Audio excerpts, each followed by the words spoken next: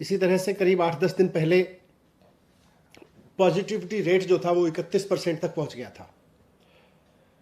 अब केस भी धीरे धीरे आज जिस तरह से करीब 10,500 केस रह गए हैं और पॉजिटिविटी रेट भी करीब 17% रह गया है और धीरे धीरे ये और नीचे जा रहा है।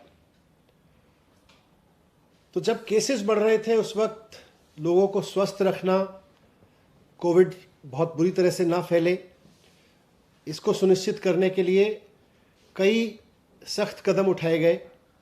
मार्केट्स बंद किए गए, वीकेंड कर्फ्यू लगाया गया, कई पाबंदियां लगाई गई।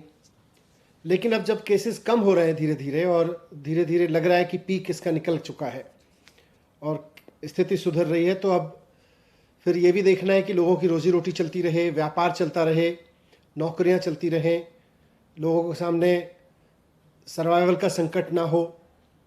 वैसे ही बहुत सारे जॉब्स कोविड की वजह से चले गए हैं, लॉकडाउन्स की वजह से चले गए हैं।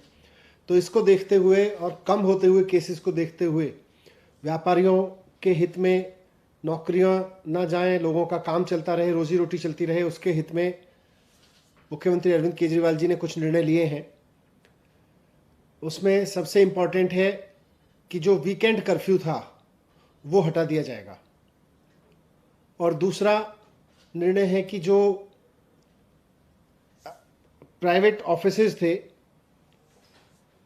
उनको अभी एडवाइजरी दी गई थी कि वो 100% स्टाफ के साथ घर से ही काम करें।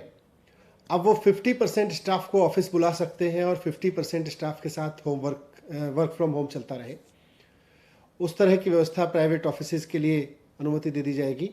और जो बाज़ारों में ऑड इवन की व्यवस्था लागू की गई थी कि एक दिन एक दुकान खुलेगी और दूसरे दिन दूसरी दुकान खुलेगी, वो भी अब वापस ले ली जाएगी।